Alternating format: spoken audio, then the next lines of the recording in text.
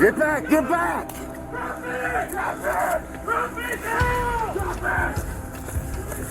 Drop the gun now! On September 28, 2025, at around 4:30 in the afternoon, a quiet Sunday in Grand Blanc Township, Michigan, turned into chaos and tragedy.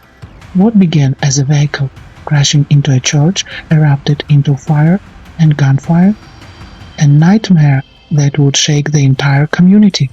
The suspect, later identified as Thomas Jacob Sanford, drove his pickup truck straight into the Church of Jesus Christ of Latter-day Saints.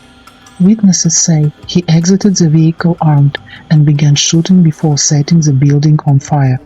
Within moments, the peaceful suburban street was consumed by flames, gunshots, and panic. Dispatch recordings captured the confusion reports of smoke, explosions, and people trapped inside. When firefighters and police arrived, the church was already an inferno. Aerial footage shows the roof collapsing, the steeple engulfed, and thick smoke spiraling into the evening sky. By the time the blaze was under control, only charred beams and ashes remained, the haunting remnants of faith and fury colliding. Inside that chaos, police officers in full ballistic gear moved with precision and urgency. Everything unfolds in 47 seconds of raw confrontation. South end of the building, south end of the building. Active shot, south end of the building.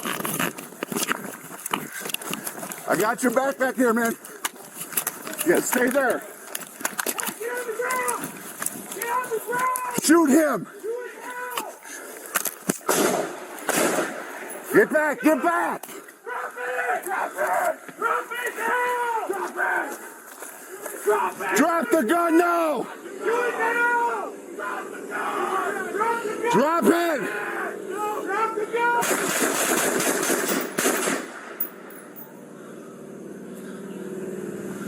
You good? CO, you good? Who were trained immediately responded to the area.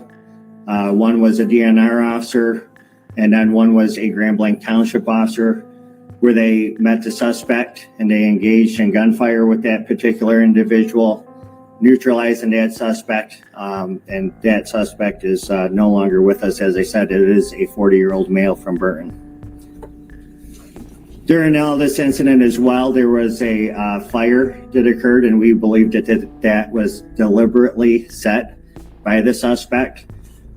We do believe that we will find additional victims once we have that scene secure. That fire was just extinguished by the Grand Blanc Township Fire Department within the past hour. So where we go from here is we have investigators. We're going to do search warrants on the suspect's residence. We're going to find out if there was a motive. We're going to go through cell phone records, things like that.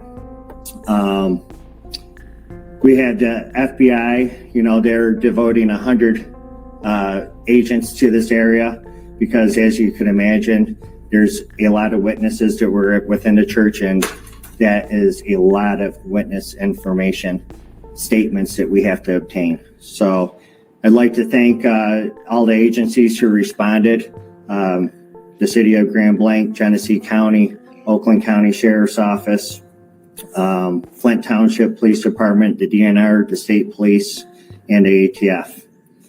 I will provide additional information for you at 5 p.m., but I am willing to take any questions that you have that I could possibly answer right now. Chief, can you talk about the progress of events? Did the suspect set the fire, they get back inside of his vehicle and then ran the front door, or did it all happen at the same time?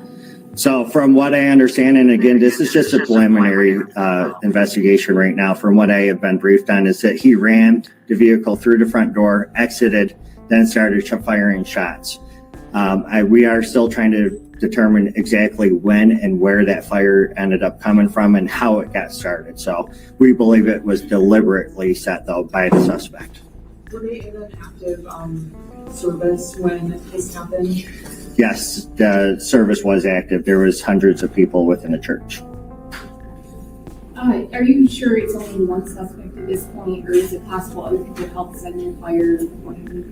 Yes, it is one suspect that we know of at this point. We do not believe that there's a threat to the public. We believe that we have the guy who did this. Sir. Could you comment on the severity of the injuries? We have a couple in critical condition. Like I said, one is deceased. The rest of them are in stable condition. A couple, maybe 3 or 2, I'm sorry. One deceased. The suspect is deceased as well. And then multiple victims are in critical condition. We do believe that we will find some additional victims once we find the area where the fire was. Any word on the weapon? Yeah. An assault rifle. So, any, as far as ammunition, did he have a lot of ammunition? That I don't know of yet, and I could get you later. Hey. Was the suspect known to authorities, and did he have any connection to anyone who was in that church? Right now, we don't have any of that information, but I'm confident that our investigators, along with the FBI, we're going to end up uncovering all that information and provide that at a later time for you. To clarify, you said there may be additional victims like inside the church? Yes, where the fire was. So, and the reason why we can't confirm that just yet is because it was a large fire, and we do believe that there was people up there that were near that fire and they were unable to get out of the church. So we do believe that we will find additional victims once we're able to search that, once there's no signs of a fire reigniting. So do you believe then that the victims that are still there, they succumbed to fire injuries or gunshots, or you're not sure? That I'm not sure, but I could provide all that information hopefully at 5 p.m. The shots were fired. Shots were fired, yes. And he had no idea how many of them at this point. No idea how many at this time. Yeah. Can you describe the church? Is there like a worship area and a gathering space or something like that? That I have not been in, so I can't tell you the layout. Chief, can you kind of describe the process of how things change for tactical response when there's an active fire? In every training I've seen, it's always been a building that has not been on fire. So how do you then deal with an active shooter when you have that situation happening as well? Well, we are here at Grand Blanc Township, and there's a lot of agencies within the state of Michigan. We are specifically trained to go right to the threat in an active shooter situation. And I'm proud of my guys and the DNR who responded to this scene, who immediately took that suspect out, so there was no additional victims. So it was a great job by our staff.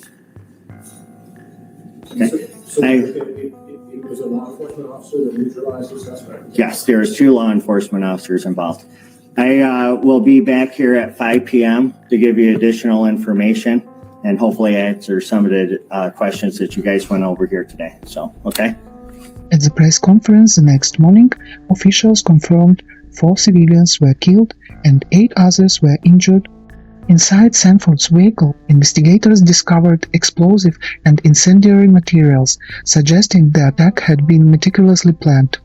Authorities linked the motive to the suspect's deep resentment toward the Mormon faith. The department emphasized that their swift, coordinated response, captured in chilling detail on body-worn cameras, prevented even greater loss of life.